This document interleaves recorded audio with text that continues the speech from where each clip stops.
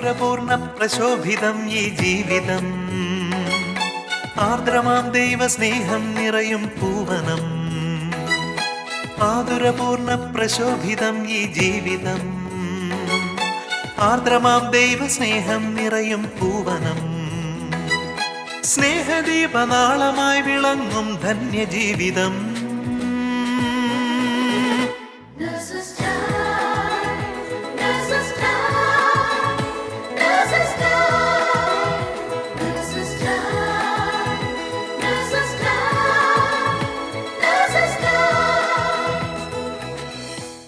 ഈശോ മിശിഹായിക്ക് സ്തുതിയായിരിക്കട്ടെ. ഇന്നും നമ്മെ അനുഗമിക്കുന്ന ദൈവകാരുണ്യത്തിന് നന്ദി പറഞ്ഞുകൊണ്ട് ഇന്നത്തെ നേഴ്സസ് ടൈമിലേക്ക് ഏവരെയും സ്വാഗതം ചെയ്തുകൊള്ളുന്നു. കുരിശിലെ വിശുദ്ധ യോഹന്നാനോട് നീ എനിക്ക് വേണ്ടി സഹിച്ചതിനും പ്രവർത്തിച്ചതിനും എന്ത് സമ്മാനമാണ് നൽകേണ്ടതെന്ന് യേശു വിശുദ്ധനോട് ചോദിച്ചപ്പോൾ അദ്ദേഹത്തിൻ്റെ മറുപടി ഇപ്രകാരമായിരുന്നു: നിനക്ക് വേണ്ടി കൂടുതൽ സഹിക്കുവാനും നിന്ദിക്കപ്പെടുവാനും ഞാൻ ആഗ്രഹിക്കുന്നുവെന്ന്. ഇന്ന് ഫുജേറ നേഴ്സസ് മിനിസ്ട്രിയിലെ നേഴ്സുമാർ യേശുയുടെ ദൈവസ്നേഹത്തെക്കുറിച്ച് പങ്കുവയ്ക്കുമ്പോൾ യഥാർത്ഥ ക്രിസ്തു ശിഷ്യരായി മാറുവാനുള്ള കൃപയ്ക്കായി നമുക്ക് പ്രാർത്ഥിക്കാം. ഈശോ മിശിഹായ്ക്ക് സ്തുതിയായിരിക്കട്ടെ. ഇപ്പോഴെപ്പോഴും സ്തുതിയായിരിക്കട്ടെ. എൻ്റെ പേര് ഗിൽസ് ജേക്കബ്. ഞാൻ UAE വന്നിട്ട് 8 വർഷമായി. വൈഫ് നീനു, ഞങ്ങളിവിടെ രണ്ടുപേരും ഒരുമിച്ചാണ്. ഞാൻ നാട്ടിൽ കട്ടപ്പന, വെള്ളയാംകുടി, ഇടുക്കി ഡിസ്ട്രിക്റ്റാണ്. എൻ്റെ പേര് ബീന. എൻ്റെ ജീവിത പങ്കാളിയുടെ പേര് ബിനു. ഞങ്ങൾക്ക് 2 മക്കളാണുള്ളത്. മൂത്ത മോൻ ബെൻ, ഇളയത് ബിയ. ഞാൻ കഴിഞ്ഞ 12 വർഷമായിട്ട് ഇവിടെ ജോലി ചെയ്യുന്നു. നാട്ടിൽ ചങ്ങനാശ്ശേരിയിലാണ്. ചേച്ചി, നമ്മുടെ അനുദിന ജീവിതത്തിൽ ഈശോ നമ്മൾ എന്തോരം കാത്തു പരിപാലിക്കുന്നു അല്ലേ? തീർച്ചയായും ഗിൽസെ, നമ്മുടെ അനുദിന ജീവിതത്തിൽ നമ്മൾ ഈശോയുടെ കൈപിടിച്ച് നടക്കുമ്പോൾ തമ്പുരാൻ നമ്മളെ കൈപിടിച്ച് നടത്തുന്ന വഴികൾ കുടുംബത്തിലായാലും ജോലി മേഖലയായിട്ടും എന്ന് അനുഭവിച്ചറിയുന്നതാണ് നമ്മൾ. പ്രത്യേകിച്ച് എനിക്ക് എൻ്റെ ജീവിതത്തിലുണ്ടായൊരു അനുഭവം, ഈശോ എന്നെ തൊട്ട് സുഖപ്പെടുത്തിയൊരു അനുഭവം എൻ്റെ ജീവിതത്തിലുണ്ടായി.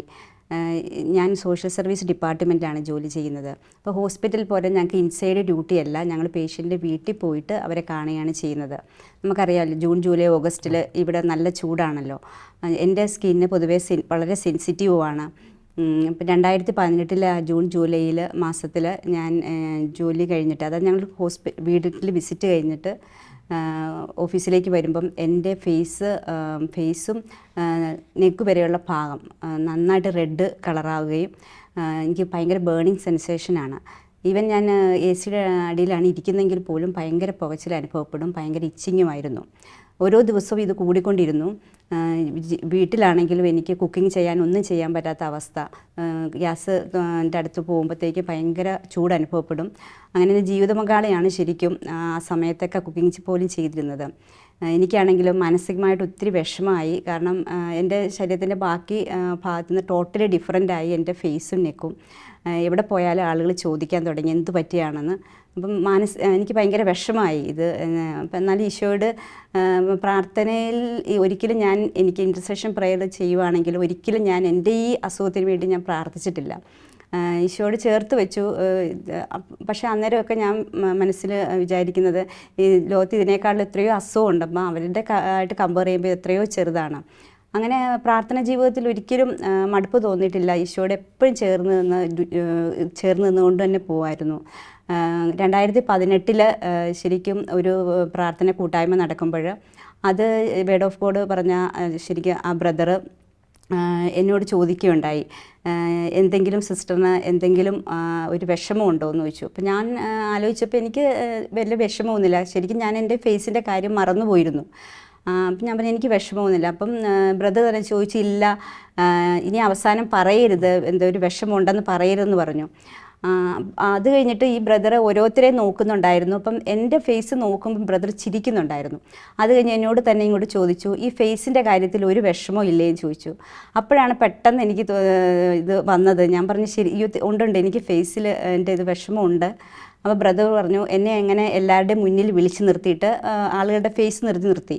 അപ്പോൾ അവിടെ ഇരുന്നവരെല്ലാവരും പറഞ്ഞു, നിൻ്റെ ഫേസ് പഴയ പോലെ കണ്ടു, നല്ല പഴയ ആ രീതിയിൽ തന്നെ കണ്ടു, കളറെല്ലാം മാറിയെന്ന്. അങ്ങനെ ഞാൻ അവിടെ പിന്നെ വന്ന് നിന്ന ബ്രദർ എന്നോട് പറഞ്ഞു, സിസ്റ്ററിൻ്റെ ഇത് അസുഖം മാറും, ഇതിൽ തമ്പുരാൻ ഇടപെടും, പക്ഷേ പിന്നീട് കാലതാമസമുണ്ട്. അപ്പോൾ ഇത് ഞാൻ 6 വർഷമായിട്ട് എനിക്ക് ഈ ഫേസിൻ്റെ ഈ മാറ്റം വന്നിട്ട് 6 വർഷമായിരുന്നു.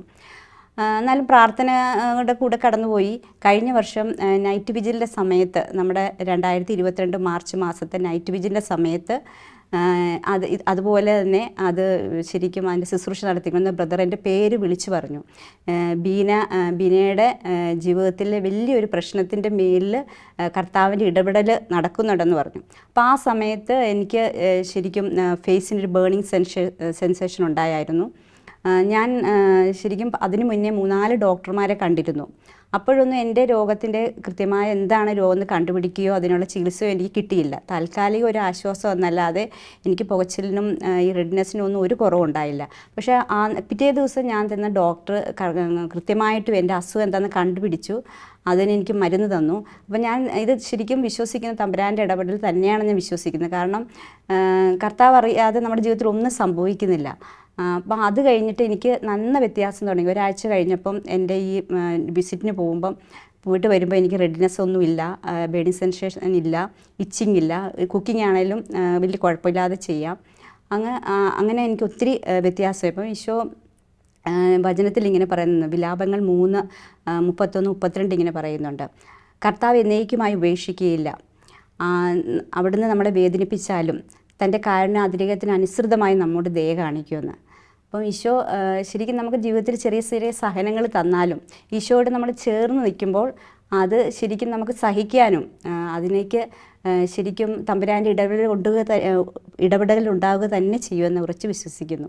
അപ്പം ദൈവം നമ്മളെ അതുപോലെ ഒരു പൈതലിനെ പോലെ നമ്മുടെ ഓരോ കാര്യങ്ങളും നോക്കി നമ്മളെ അതുപോലെ കരുതുന്നുണ്ട് എന്ന് ചേച്ചിയുടെ സ്വന്തം ജീവിതത്തിൽ നിന്ന് തന്നെ ഇപ്പോൾ നമുക്ക് മനസ്സിലായി. ഇതുപോലെ തന്നെ ഒരു അനുഭവം എൻ്റെ ജീവിതത്തിലുമുണ്ട്. അതെന്നെ വളരെ സ്പർശിച്ച ഒരു ദൈവവചനമുണ്ട്. കാരണം എന്താണെന്ന് ചോദിച്ചാൽ ആ ദൈവവചനം എൻ്റെ ജീവിതമായിട്ട് അതുപോലെ അത്രയ്ക്ക് അടുത്ത് നിൽക്കുന്ന ഒരു വചനവുമാണ്. ജെറമ്യ 29:11.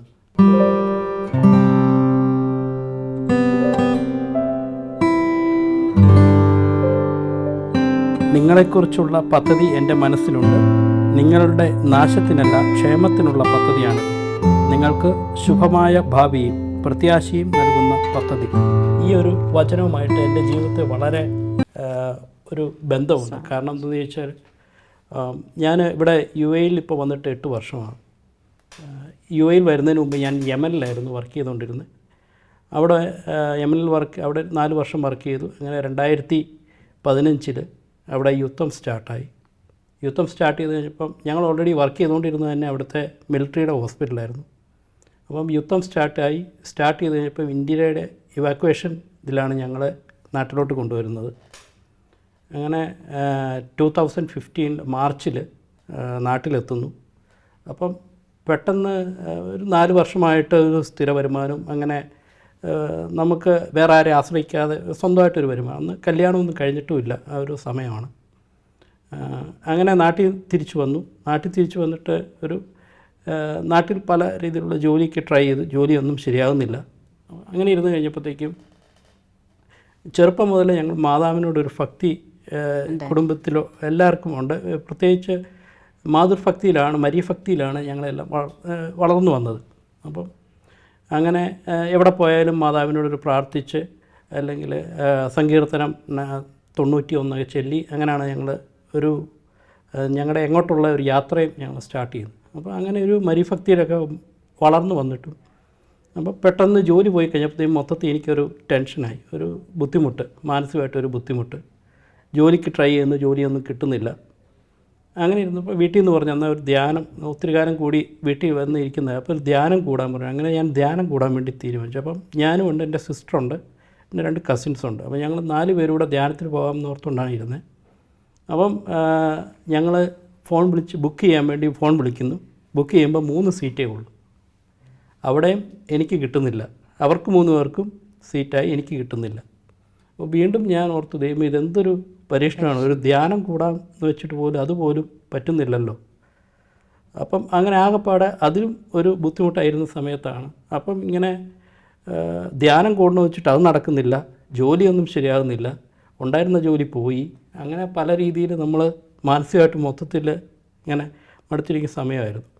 അപ്പം അങ്ങനെ ഇരുന്നപ്പം എൻ്റെ മൊബൈലിലോട്ട് ഇങ്ങനെ ഒരു മെസ്സേജ് വരുവാണ്. ഇങ്ങനെ നോർക്ക എന്ന് പറഞ്ഞിട്ട് അവർ അന്ന് ഈ നോർക്കയെക്കുറിച്ചൊന്നും നമുക്കത്ര അറിയത്തുമില്ല. ഇതെന്താ നോർക്ക എന്ന് പോലും അറിയത്തില്ല. അപ്പോൾ അന്ന് ആ റിക്രൂട്ട്മെൻറ്റ് നോർക്കയുടെ റിക്രൂട്ട്മെൻറ്റ് എന്ന് പറഞ്ഞൊരു മെസ്സേജ് കണ്ടു. അപ്പം ആ മെസ്സേജ് കണ്ടു. ഞാൻ ആ എടുത്തു നോക്കിയപ്പം ഞാൻ ആദ്യം ഓർത്ത് വല്ല ചീറ്റിംഗ് ആയിരിക്കും, കാരണം ഇത് നമുക്കിങ്ങനെ ഒരു ഇതിനെക്കുറിച്ച് വലിയ അറിവില്ലാത്തതുകൊണ്ട്. അപ്പം ലാസ്റ്റ് ഞങ്ങൾ ഏതായാലും മെസ്സേജ് വന്നതല്ലേ, അങ്ങനെ പോയി അപ്ലൈ ചെയ്തു. അപ്ലൈ ചെയ്ത് ലാസ്റ്റ് ഡേ ആയിരുന്നു അത്. അപ്പോൾ അങ്ങനെ അപ്ലൈ ചെയ്തു. അപ്ലൈ ചെയ്തിട്ട് ഒരാഴ്ചക്കുള്ളിൽ തന്നെ എൻ്റെ പ്രോസസ്സിങ്ങും ഇൻ്റർവ്യൂവും കാര്യങ്ങളെല്ലാം നടന്നു. അപ്പോൾ എനിക്കൊരു കാര്യം മനസ്സിലായി. ഞാൻ ഇപ്പോൾ ധ്യാനത്തിന് പോയിരുന്നെങ്കിൽ, കാരണം അവിടുത്തെ ധ്യാനത്തിൻ്റെ ഒരു പ്രത്യേകത എന്ന് പറഞ്ഞാൽ നമ്മൾ ധ്യാനത്തിന് പോയി കഴിഞ്ഞാൽ ആ ചെല്ലുന്ന ദിവസം നമ്മുടെ മൊബൈൽ അവരവിടെ മേടിച്ച് വെക്കും. പിന്നെ ധ്യാനം കഴിയുമ്പോഴേ തിരിച്ച് തരുള്ളൂ. അപ്പം അങ്ങനെ ഞാൻ ആ ധ്യാനത്തിന് പോയായിരുന്നെങ്കിൽ ഈ ഒരു മെസ്സേജ് ഞാൻ കാണുമോ, അപ്പോൾ എനിക്കിങ്ങനെ UAE വരാൻ വേണ്ടി ഒരു അവസരം കിട്ടുകയോ ചെയ്യുകയല്ലായിരുന്നു. അപ്പോൾ അതൊരു ദൈവത്തിൻ്റെ ഒരു തീരുമാനമായിട്ടാണ് ഞാനത് ഇപ്പം ഓർക്കുമ്പോൾ അത് വരുന്നത്. അങ്ങനെ 2015 സെപ്റ്റംബറോടുകൂടി ഞാനിവിടെ UAE UAE വന്നു. അപ്പം വന്നൊരു 1 മാസം കഴിഞ്ഞപ്പോഴാണ് ഇങ്ങനെ ഈ നമ്മുടെ ഈ നഴ്സുമാർക്കൊരു കൂട്ടായ്മ എന്നൊന്നും ഞാൻ അതിനു മുമ്പ് കേട്ടിട്ടില്ല. കാരണം പ്രാർത്ഥന കൂട്ടായ്മകൾ ഒത്തിരി ഉണ്ട്, പക്ഷേ നഴ്സുമാർക്കും അവരുടെ ഫാമിലിയും റിലേറ്റ് ചെയ്തൊരു കൂട്ടായ്മ, അങ്ങനെ ഒരു കൂട്ടായ്മ കേട്ടിട്ടില്ല. അങ്ങനെ ഇവിടെ വന്നൊരു 1 മാസം കഴിഞ്ഞപ്പോഴാണ് ഈ നഴ്സുമാരുടെ കൂട്ടായ്മയുള്ളൊരു ചേച്ചി എന്നോട് പറയും, ഇങ്ങനെ ഒരു കൂട്ടായ്മയുണ്ട്, നഴ്സുമാർക്കുള്ള കൂട്ടായ്മയുണ്ട്, അതിൽ വരണം. അങ്ങനെ ഞാൻ 2015 ഒക്ടോബറിൽ ഗ്രേറ്റസ്റ്റ് കോൾ എന്ന് പറഞ്ഞ ഒരു പ്രോഗ്രാം ഉണ്ടായിരുന്നു. അപ്പോൾ അതിൽ പോയി പങ്കെടുത്തു. അങ്ങനെയാണ് ഈ നഴ്സസ് മിനിസ്ട്രി അല്ലെങ്കിൽ ഇങ്ങനെ നഴ്സുമാർക്കുള്ള കൂട്ടായ്മയിൽ നമ്മൾ വരുന്നത്. അപ്പോൾ അതിനു മുമ്പ് നമ്മൾ ഭക്തിയും മാതൃഭക്തി എല്ലാം ഉണ്ടെങ്കിലും ഇങ്ങനെയൊരു കൂട്ടായ്മ നഴ്സുമാർക്ക് വേണ്ടിയുള്ളൊരു കൂട്ടായ്മ എന്നൊരു അറിയത്തില്ല. അത് കഴിഞ്ഞ് 2017 എൻ്റെ കല്യാണം കഴിഞ്ഞ് 2000 കല്യാണം കഴിയുന്ന സമയത്ത് എനിക്കും പ്രൈവറ്റിലാണ് ജോലി കിട്ടിയത്. അവിടുന്ന് പ്രൈവറ്റിലാണ് ആദ്യം ജോലി കിട്ടുന്നത്. വൈഫിനും പ്രൈവറ്റിലായിരുന്നു കല്യാണം കഴിയുന്ന സമയത്ത്. അത് 2018 ആയപ്പോഴത്തേക്കും വൈഫിന് മിനിസ്ട്രിയിലെ ജോലി കിട്ടി. അങ്ങനെ വൈഫ് ഞാനിപ്പോൾ ഇവിടെ നിൽക്കുന്നിടത്തുനിന്ന് ഒരു 1-2 മണിക്കൂർ ദൂരെയുള്ള ഒരു സ്ഥലത്ത് വൈഫിന് ജോലി മിനിസ്ട്രി കിട്ടുന്നു. അപ്പം മിനിസ്ട്രി ജോബല്ലാത്തതുകൊണ്ട് അവിടെ പോയി ജോയിൻ ചെയ്തു. പക്ഷേ ജോയിൻ ചെയ്ത് കഴിഞ്ഞപ്പോഴത്തേക്കും വൈഫ് കല്യാണം കഴിഞ്ഞ സമയമായിരുന്നു. അപ്പോൾ അതുകൊണ്ട് വൈഫിന് അവിടെ ഒറ്റയ്ക്ക് നിൽക്കാൻ ഭയങ്കര ബുദ്ധിമുട്ട്. ഹോസ്റ്റൽ ഫെസിലിറ്റീസും കാര്യങ്ങളൊന്നും ഇല്ലായിരുന്നു.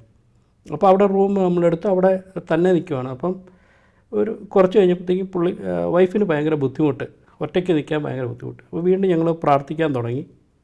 അങ്ങനെ 2019 ആയി കഴിഞ്ഞപ്പോഴത്തേക്കും എനിക്ക് പ്രൈവറ്റിൽ നിന്ന് ഞങ്ങളെല്ലാം ഇവിടെ മിനിസ്ട്രിയിലോട്ട് ഏറ്റെടുത്തു. അപ്പോൾ അങ്ങനെ ഞങ്ങളെല്ലാം മിനിസ്ട്രി ഡയറക്റ്റ് ഞങ്ങളെ റിക്രൂട്ട് ചെയ്തു. അങ്ങനെ കഴിഞ്ഞ് കഴിഞ്ഞപ്പോഴത്തേക്കും ഞാൻ പറഞ്ഞു, വൈഫിനോട് പറഞ്ഞു, എന്നാൽ അവിടുത്തെ ജോലി നിർത്തിയിട്ട് പോരെ, നിർത്തിയിട്ട് കഴിഞ്ഞ് നമുക്ക് ഇവിടെ ഏതെങ്കിലും നോക്കാം, അങ്ങനെ പറഞ്ഞു. അപ്പോൾ അതിനു മുമ്പ് വൈഫ് പറഞ്ഞു, ഞാൻ ഒന്നുകൂടെ ഒന്ന് ചോദിക്കട്ടെ, അങ്ങനെ ചോദിക്കട്ടെ എന്ന് പറഞ്ഞിട്ടുണ്ട്. അപ്പോൾ ഞാൻ പറഞ്ഞു, ഏതായാലും പ്രാർത്ഥിച്ചിട്ട് ഒന്നുകൂടെ ഒന്ന് അവിടുത്തെ മേട്ടറിനോടൊന്ന് ചോദിക്കാം എന്ന് പറഞ്ഞു. അപ്പോൾ ആദ്യമേ മേട്ടറിനോടൊന്ന് ചോദിച്ചായിരുന്നു. അപ്പോൾ ചോദിച്ചപ്പോൾ അവർ പറഞ്ഞു, ഇവിടുത്തെ നിയമം അനുസരിച്ച് നമുക്കൊരു ഹോസ്പിറ്റലിൽ ചേഞ്ച് ചെയ്യണമെങ്കിൽ പകരം ഒരാൾ ആ ഹോസ്പിറ്റലിലോട്ട് നമ്മുടെ ആ പോസ്റ്റിലോട്ട് വരണം. അപ്പോൾ അങ്ങനെ ചോദിച്ചു കഴിഞ്ഞപ്പോൾ മേട്ടൻ പറഞ്ഞു, അങ്ങനെ ഒരാൾ വരാൻ തയ്യാറാണെങ്കിൽ ഞങ്ങൾ മാറ്റാം, കുഴപ്പമൊന്നുമില്ലാന്ന്. ഞങ്ങൾ കുറേ ട്രൈ ചെയ്തു, അങ്ങനെ ഒരാളെ കിട്ടുന്നില്ല. അങ്ങനെ അവസാനം 2019 ലാസ്റ്റ് ആയപ്പോഴത്തേക്കും അവിടുന്ന് റിസൈൻ ചെയ്യാൻ വേണ്ടി തീരുമാനിച്ചു. അപ്പം റിസൈൻ ചെയ്യുന്നതിന് മുമ്പായിട്ട് ലാസ്റ്റായിട്ട് ഒന്നുകൂടെ ഒന്ന് ചോദിക്കാം എന്ന് പറഞ്ഞുകൊണ്ട് പ്രാർത്ഥിച്ചിട്ട് വീണ്ടും പോയി ചോദിക്കുന്നു. അപ്പം മേട്ടൻ പറയുന്നു, എന്തെങ്കിലും ചാൻസ് ഉണ്ടെങ്കിൽ പറയാം എന്നല്ലാതെ അവരും പറയുന്ന ആരെയും കിട്ടുവാണെങ്കിൽ നിങ്ങൾ പോരെ, ഞങ്ങൾ മ്യൂച്വൽ ട്രാൻസ്ഫർ അങ്ങനെ തരാമെന്ന് പറഞ്ഞു. അപ്പോൾ അങ്ങനെ ഏതായാലും ലാസ്റ്റ് ഒരു 2020 ഫെബ്രുവരി ആയപ്പോഴത്തേക്കും ഞങ്ങൾ റിസൈൻ ചെയ്യാൻ തന്നെ തീരുമാനിച്ചു. അവിടുന്ന് റിസൈൻ ചെയ്തിട്ട് ഇങ്ങോട്ട് വരാൻ തീരുമാനിച്ചു. അപ്പോൾ അതിനു മുമ്പ് അപ്പം ഒരു ഫെബ്രുവരി ഒരു 10-15 ആയപ്പോഴത്തേക്കും മേട്രൻ്റെ ഓഫീസിൽ നിന്ന് കോൾ വരുന്നു. വൈഫൊന്ന് ഓഫാണ്, വീട്ടിലിരിക്കുകയാണ്. അപ്പം ഒരു കോൾ വരുന്നു, മേട്രൻ്റെ അങ്ങോട്ടേ എല്ലാം പറഞ്ഞുകൊണ്ട്. അപ്പോൾ അങ്ങനെ മേട്രൻ്റെ അടുത്തേക്ക് ചെന്നു കഴിഞ്ഞപ്പോഴത്തേക്കും പറഞ്ഞു, ദൈവത്തിൻ്റെ ഒരു അനുഗ്രഹം എന്ന് പറഞ്ഞാൽ അവർക്ക് തന്നെ അറിയത്തില്ല എങ്ങനെ സംഭവിച്ചെന്ന്. അപ്പോൾ അവർ മ്യൂച്വൽ ട്രാൻസ്ഫർ ഇല്ലാതെ അവർ ദുബായിൽ നിന്ന് ഹെഡ് ഓഫീസിൽ നിന്ന് ഡയറക്റ്റ് ഇങ്ങോട്ട് മാറ്റി, അതായത് എൻ്റെ സ്ഥലത്തോട്ട് മാറ്റി. അത് ശരിക്കും ഇവിടുത്തെ ആൾക്കാർക്ക് പോലും അങ്ങനെ ഒരു ചാൻസ് കിട്ടുന്നതല്ല. അപ്പോൾ എന്ത് പറ്റിയെന്ന് ശരിക്കും മേട്ടന് പോലും അറിയത്തില്ല. പക്ഷേ അങ്ങനെ ഒരു നമ്മുടെ ഫയൽ അവരവിടുന്ന് ഇങ്ങോട്ട് ട്രാൻസ്ഫർ ചെയ്തു. അപ്പോൾ അങ്ങനെ അതൊരു ഭയങ്കര ഒരു അനുഗ്രഹമായി പോയി. ഈശോയുടെ ഒരു ഭയങ്കര കൊണ്ട് മാത്രമാണ് അതെ, ആ ഒറ്റ ഇതുകൊണ്ട് മാത്രം കിട്ടിയത്. തീർച്ചയായിട്ടും നമ്മൾ വിചാരിക്കും നമ്മുടെ ജീവിതത്തിൽ പല കാര്യങ്ങളും യാദൃശ്യമായിട്ട് സംഭവിക്കുകയാണെന്ന്. നമ്മുടെ ജീവിതത്തിൽ ഒന്നും യാദൃശ്യമായിട്ട് സംഭവിക്കുന്നില്ല. ഈശോ നമ്മുടെ ജീവിതത്തിൽ ഓരോ കാര്യം തമ്പുരാൻ തന്നെ അത് ക്രമീകരിക്കുകയാണ്. ശരിക്കും നമ്മൾ ഈ നേഴ്സസ് ആയിരിക്കുമ്പം പ്രത്യേകിച്ചും നമ്മുടെ ഒരു ജോലി മേഖല ശരിക്കും വേറെ ഒരു ജോലി പോലെയല്ല. ഈശോയെ നമുക്ക് ഏറ്റവും അനുഭവിച്ചറിയാൻ പറ്റിയ, അല്ലെങ്കിൽ മറ്റുള്ളവരിലേക്ക് ഈശോയെ കൊടുക്കാൻ ശരിക്കും നേഴ്സസ് പോലെ വേറൊരു ജോലിയും നമുക്കില്ല. ശരിക്കും ഞാനൊരു ഈ പ്രൊഫഷൻ ഞാൻ ശരിക്കും ഒരു ടീച്ചറാണോ എന്നായിരുന്നു എൻ്റെ ആഗ്രഹം. പക്ഷെ ഞാനിപ്പോൾ ഓർക്കുകയാണ്, ദൈവമേ ഞാനങ്ങനെ ആയിരുന്നെങ്കിൽ ഈശോ ഇത്രയും മാത്രം ഈശോയെ അനുഭവിക്കാനും ഈശോയെ കൊടുക്കാനും പറ്റുമായിരുന്നില്ല. ശരിക്കും ഓരോ ദിവസവും ഈ ജോലി മേഖലയിൽ ഈശോയുടെ തൊടുന്ന ഒരു സ്പർശനത്തിൻ്റെ അനുഭവം. കാരണം ജോലിയിലായിരിക്കുമ്പോൾ ശരിക്കും എപ്പോഴും ചേർത്ത് വെക്കുന്ന 2 വചനമുണ്ട്. ഒന്ന് ഫിലിപ്പി 4:13, എന്നെ ശക്തനാക്കുന്ന പോലെ എല്ലാം ചെയ്യാൻ എനിക്ക് സാധിക്കും.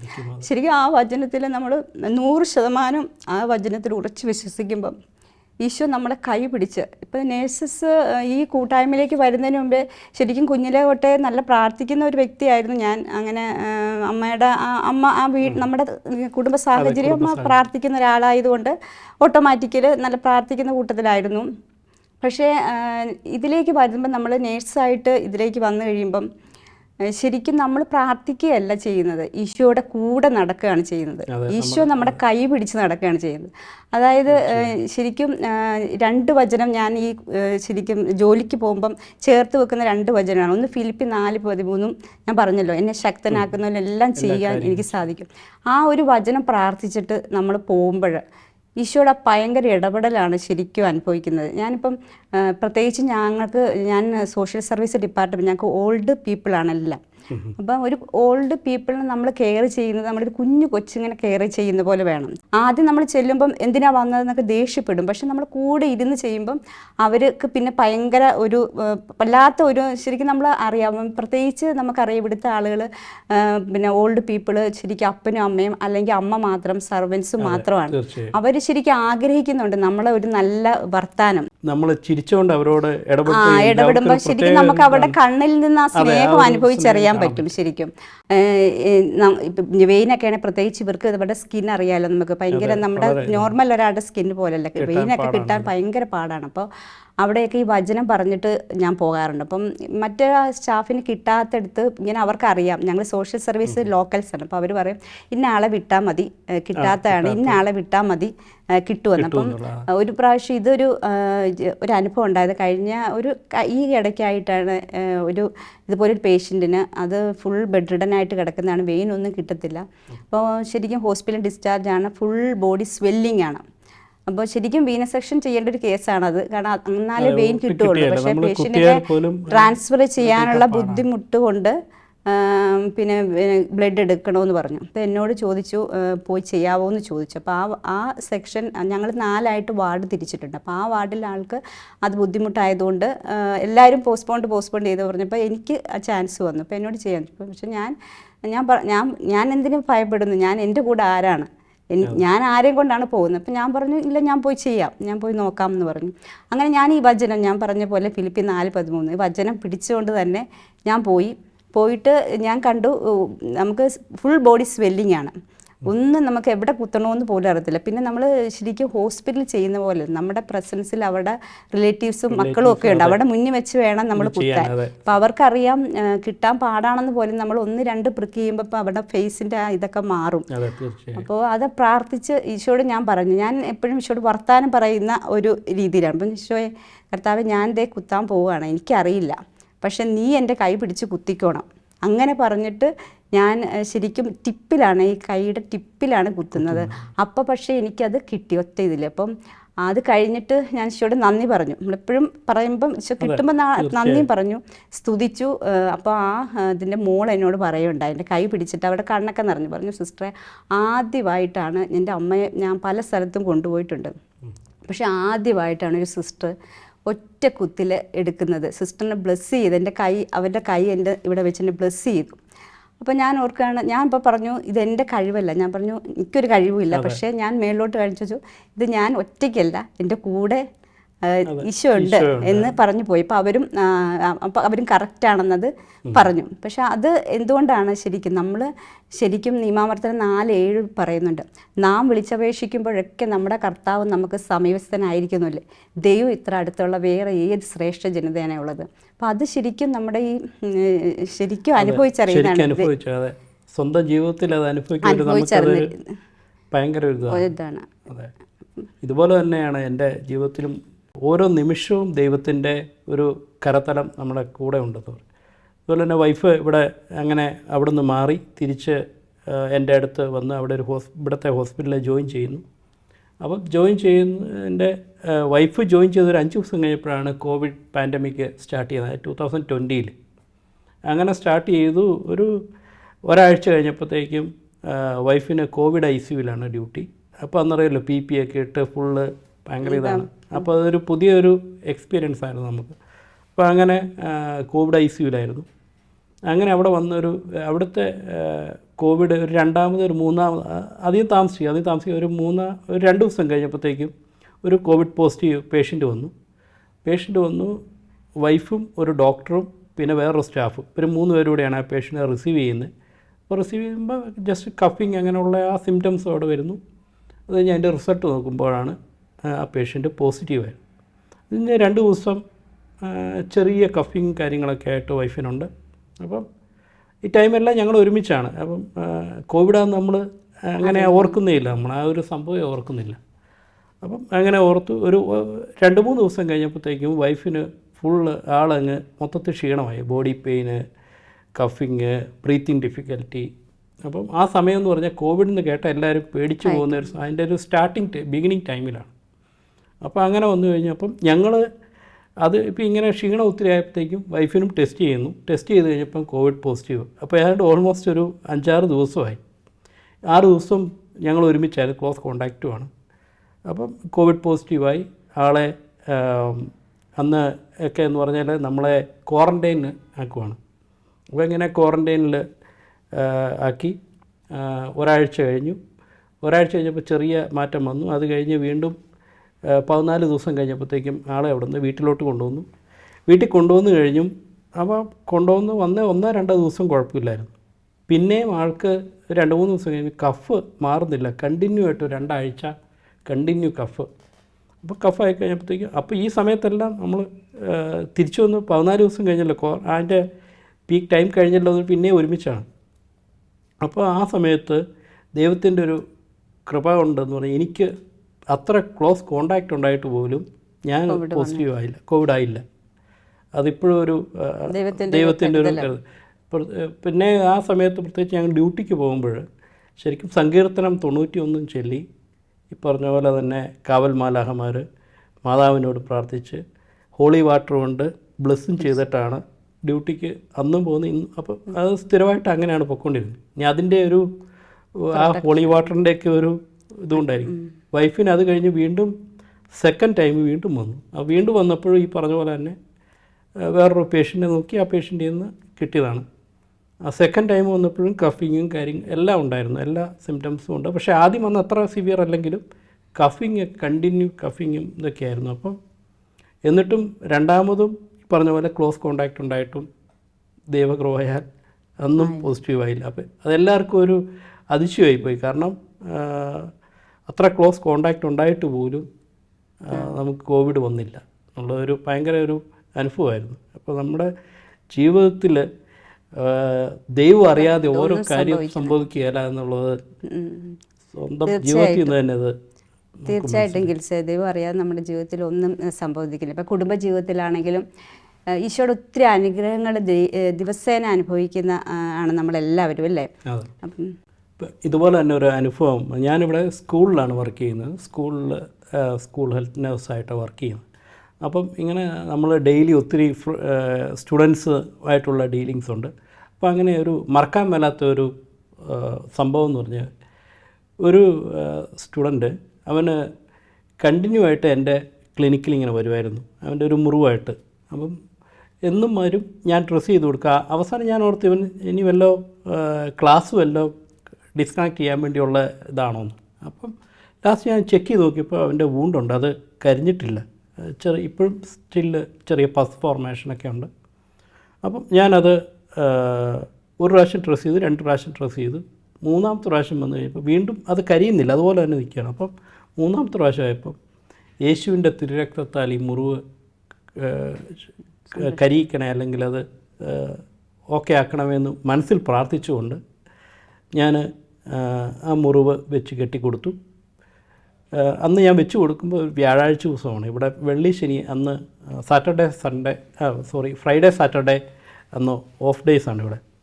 അത് കഴിഞ്ഞ് സൺഡേ വന്നു കഴിഞ്ഞപ്പോഴത്തേക്കും ആ സ്റ്റുഡൻറ്റ് എന്നോട് പറഞ്ഞു, ഇവിടെ നമ്മൾ ഡോക്ടർ എന്നാണ് ഒരു സ്കൂളിൽ വിളിക്കുന്നത്. അപ്പം ഡോക്ടർ, ഞാൻ പല ഹോസ്പിറ്റലിൽ പോയിട്ടും അത് കരിഞ്ഞില്ലായിരുന്നു. ഡോക്ടർ വന്ന് 2 ദിവസം എനിക്കത് വെച്ച് തന്നു കഴിഞ്ഞപ്പോഴത്തേക്കും മുറിവ് കരിഞ്ഞു എന്ന് പറഞ്ഞു. അപ്പം അത് കഴിഞ്ഞ് ഞാനൊരു 2-3 ദിവസത്തോടെ ആ മുറിവ് സെയിം അതേ രീതിയിൽ വെച്ച് കെട്ടിക്കൊടുത്തു. ഒരാഴ്ച കൊണ്ട് ആ മുറിവ് ഓക്കെ ആയി. ആ സ്റ്റുഡൻറ്റും ഹാപ്പി. അവർ പറഞ്ഞു, ഞാൻ ഒരിക്കലും പ്രതീക്ഷിച്ചില്ല എങ്ങനെ കരിയുമെന്ന്. ഡോക്ടറെയാണെങ്കിൽ ഒരിക്കലും ഞാൻ മറക്കുകയല്ല എന്ന് പറഞ്ഞു. കാരണം പല ഡോക്ടർമാർ നോക്കിയിട്ട് കരിയാത്ത എൻ്റെ മുറിവാണ് ഡോക്ടറിൻ്റെ ഒറ്റ ഇതിൽ കരിഞ്ഞിട്ട്. അത് ഞാനിപ്പോഴും വിശ്വസിക്കുന്നത് അത് എൻ്റെ ഒരു കഴിവല്ല, ദൈവത്തിൻ്റെ ഒരു കൃപാകടാക്ഷം എന്നേ പറയാൻ പറ്റും. അനുദിനം നമ്മെ വഴി നടത്തുന്ന ജീവനുള്ള വചനത്തെ മുറുകെ പിടിച്ചു നടന്നപ്പോൾ ഈശോ ഞങ്ങളുടെ ജീവിതത്തിൽ നൽകിയ അനുഗ്രഹങ്ങളാണ് നിങ്ങളുമായിട്ട് ഞങ്ങൾ പങ്കുവെച്ചത്. കർത്താവിൻ്റെ ജീവനുള്ള വചനത്തെ മുറുകെ പിടിച്ച് ജീവിക്കാനുള്ള കൃപ എല്ലാവർക്കും ഉണ്ടാകട്ടെ എന്ന് ഞങ്ങൾ പ്രാർത്ഥിക്കുന്നു. ഈശോ മിശിഹായ്ക്ക് സ്തുതിയായിരിക്കട്ടെ. ഇപ്പോഴും സ്തുതിയായിരിക്കട്ടെ. ദൈവം ഇവരിലേക്ക് ചൊരിഞ്ഞുകൊണ്ടിരിക്കുന്ന എല്ലാ നന്മകൾക്കുമായി നമുക്ക് അവിടത്തേക്ക് നന്ദി പറയാം. നഴ്സുമാരായ നമ്മുടെ മുന്നിലേക്ക് എത്തുന്ന ഓരോ വ്യക്തിയും കർത്താവിൻ്റെ ദൈവിക പദ്ധതിയാണെന്ന് നമുക്കെന്നും ഓർക്കാം. അവരെ കർത്താവിൻ്റെ സ്നേഹത്തിലേക്ക് അടുപ്പിക്കാനുള്ള ചുമതല നമുക്കാണുള്ളത്. അങ്ങനെ കർത്താവിൻ്റെ സുവിശേഷ വയലിലെ കൂട്ടുവേലക്കാരായി നമുക്കും മാറാം. അതിനുള്ള കൃപയ്ക്കായി ലോകമെമ്പാടുമുള്ള എല്ലാ നഴ്സുമാരെയും അവരുടെ കുടുംബങ്ങളെയും പരിശുദ്ധ അമ്മയുടെ വിമലഹൃദയം വഴിയായി ഈശോയ്ക്ക് സമർപ്പിച്ചുകൊണ്ട് നമുക്ക് പ്രാർത്ഥിക്കാം. ഓരോ നഴ്സും ഒരു വിശുദ്ധനായി വിശുദ്ധിയായി തീരട്ടെ. ആമീൻ. ദൈവമാതാവും ഞങ്ങളുടെ അമ്മയുമായ കന്യകാമറിയമേ, ഫാത്തിമാനാഥേ, എന്നെയും എൻ്റെ കുടുംബത്തെയും തിരുസഭയെയും മാനവകുലത്തെയും ലോകമെമ്പാടുമുള്ള നേഴ്സുമാരെയും അങ്ങേ വിമല ഹൃദയത്തിന് പ്രതിഷ്ഠിക്കുന്നു. അങ്ങേ ശക്തിയുള്ള സംരക്ഷണത്തിൽ ഞങ്ങളെ കാത്തുകൊള്ളണമേ. ആത്മീയവും ശാരീരികവുമായ സകല അപകടങ്ങളിലും ക്ലേശങ്ങളിലും നിന്ന് ഞങ്ങളെ രക്ഷിച്ചു കൊള്ളണമേ. എല്ലാറ്റിലും ദൈവേഷ്ടം കണ്ടെത്തി നിറവേറ്റുവാനും യേശുവിൻ്റെ തിരുഹൃദയത്തിന് പ്രീതികരമായ വിധത്തിൽ ജീവിച്ച് സ്വർഗഭാഗ്യത്തിൽ എത്തിച്ചേരുവാനും കാരുണ്യനാഥേ, ഞങ്ങളുടെ സ്നേഹമുള്ള അമ്മേ, ഞങ്ങളെ സഹായിക്കണമേ. ആമേൻ.